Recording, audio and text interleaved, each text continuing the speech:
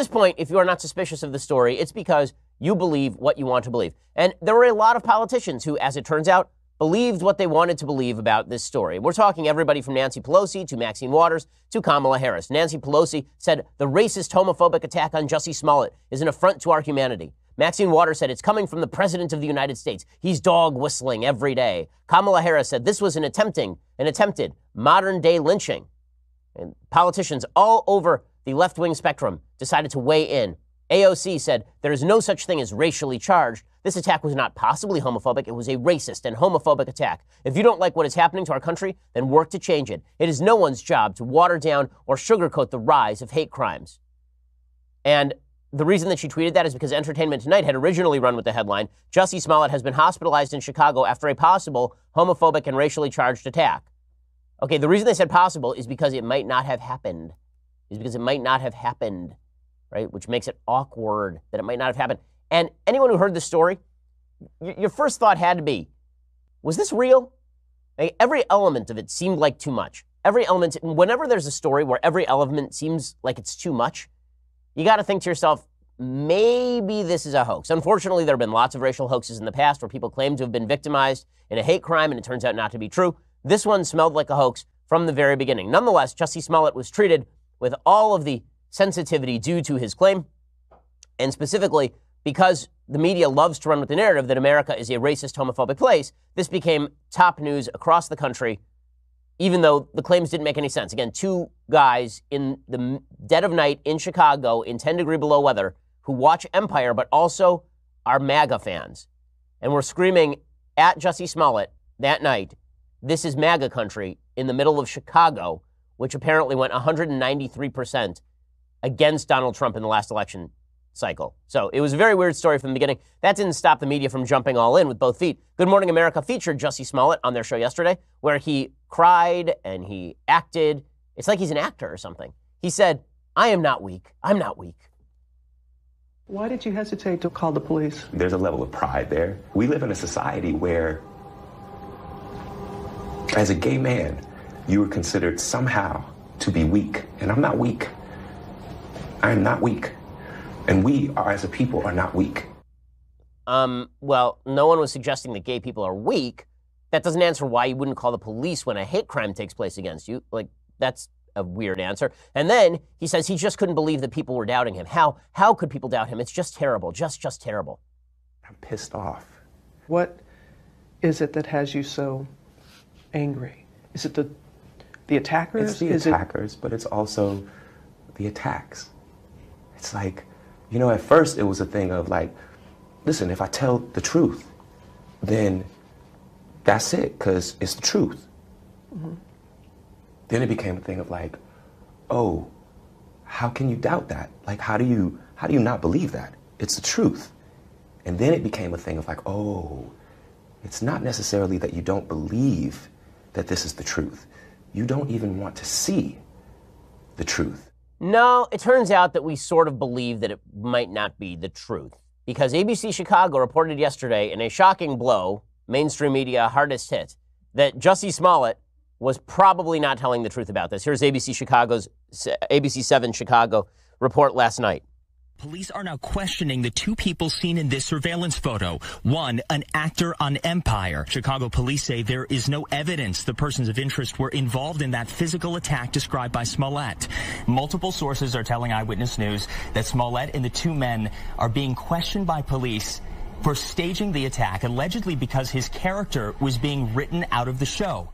Now, it is true that Fox came back and they said, oh, we weren't writing Jussie out. Jussie was never going to be written out of the show. So we have a bunch of conflicting stories. But here is what we do know at this point. ABC 7 Chicago said that Smollett failed to appear for an interview with detectives earlier on Thursday. They say that they were investigating whether these two men staged an attack. The way that they tracked down these two guys is by going through Jussie Smollett's phone. Apparently, the report is that he had turned over an Excel spreadsheet with a phone log that had deleted certain calls. So they compared his actual phone log, which I guess they'd subpoenaed, with the calls that he said he had made. And then they only looked at the ones that he deleted. And that's how they tracked down these two guys. He had said in that Good Morning America interview, by the way, that those two people in the picture walking down the street, those were definitely the two guys who attacked him. So you can't have it both ways. Either he is telling the truth, and those are the two guys who attacked him, and it turns out they're his friends, or he's not telling the truth, and those were not the two guys who attacked him. It was another two guys who attacked him.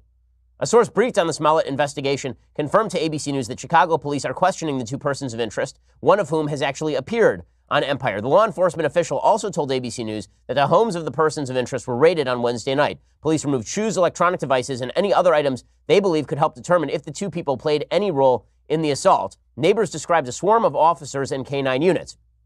Jamie Figueroa, a neighbor, said, "I was walking in the alley. One police car stopped in the alley, and they told me to go inside the house. But by then, 5 minutes later, there were like 20 police right here by the door." Neighbors said they believe the men who are Nigerian are brothers who grew up in the apartment and have lived there for years. Neighbors described them as friendly and possibly bodybuilders and said they have long wanted to be actors. Chicago police said they cannot confirm any of those reports. No charges have yet been filed. Earlier, police said the two persons of interest are not suspects and have not been charged. Investigators are only talking with them at this time. The two were picked up Wednesday night at O'Hare International Airport. And a lawyer who said she was representing the two persons of interest declined to comment on the case as she left Area Central Police Headquarters. Chicago police said they were tracking these two people and they were aware of who they were for quite a while. So this has led to accusations that Chicago PD, out of fear of being called racist, was slow playing the revelation that this may have been a setup and a hoax. So here is the theme that we should take from this. Wait for the evidence. It's amazing. This thing happened within a week of Covington High School. The entire media leapt to the conclusion that a bunch of white kids had harassed a Native American man on the steps of the Lincoln Memorial during the March for Life. Right? They jumped to that conclusion. Why? Because it fit a narrative.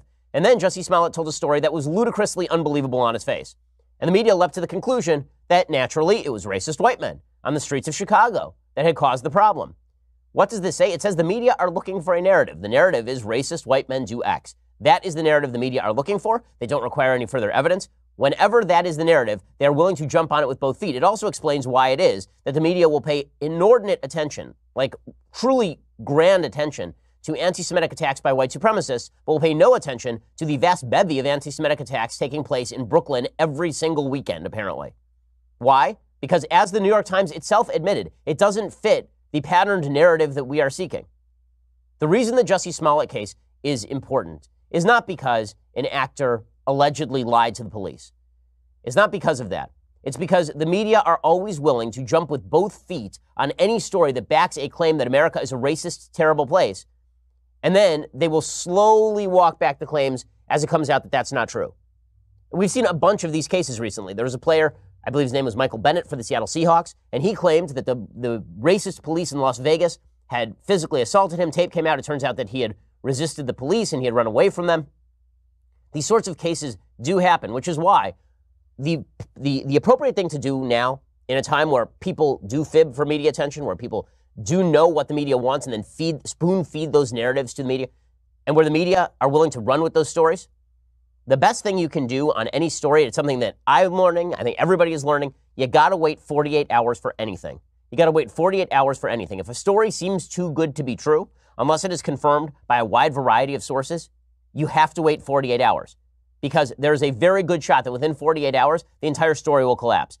This happens to be true with racial hoaxes, but it's true across a wide variety of stories. The radical Democratic base has now taken over the entire party because there are no centrists left who are running for president in 2020 in the Democratic Party. It's amazing to watch as members of the media label random members of the Democratic coalition centrists. So they've been making the claim that Kamala Harris, the senator from California, is the new centrist. She's a centrist voice, as opposed to Elizabeth Warren and Bernie Sanders. Now, the reason that they are saying that is because she had a history as a prosecutor. So that means that naturally she is more centrist than a lot of the other Democratic members of the coalition. The only problem is she isn't.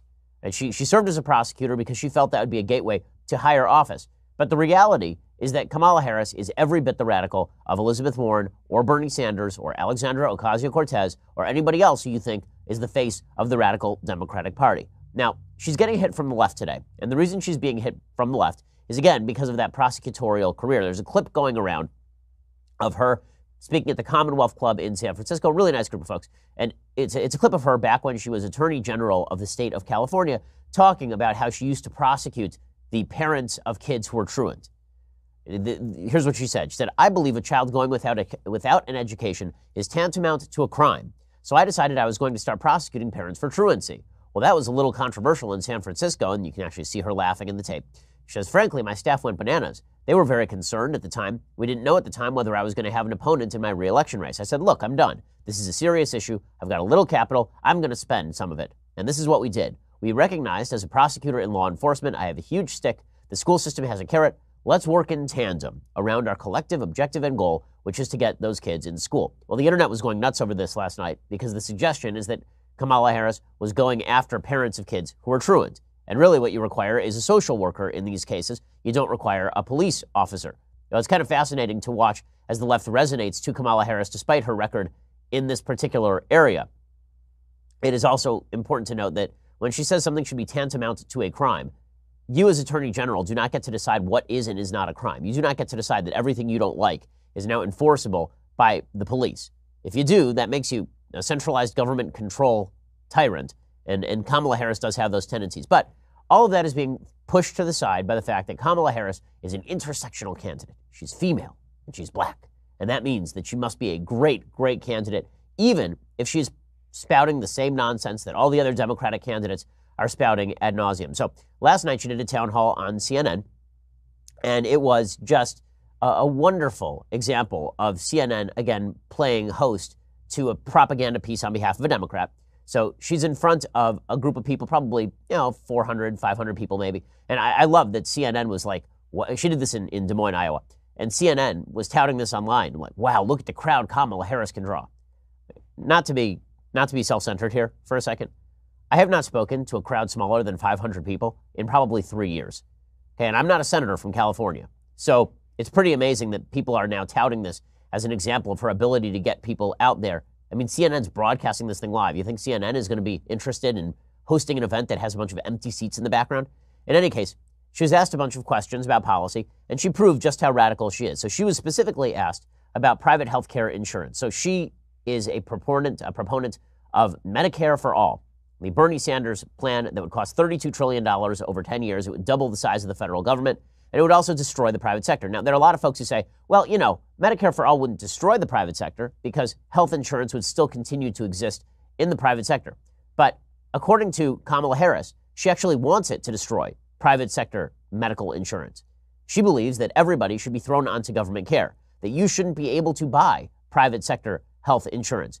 Because once the taxpayer is footing the bill for Medicare, number one, there's not going to be a ton of money left over to pay for private health care insurance. Two, most people are going to be getting their health care insurance through the government of the United States. And three, if you have private health insurers competing with the federal government, that's not good for the federal government because the federal government is then going to have its care rejected.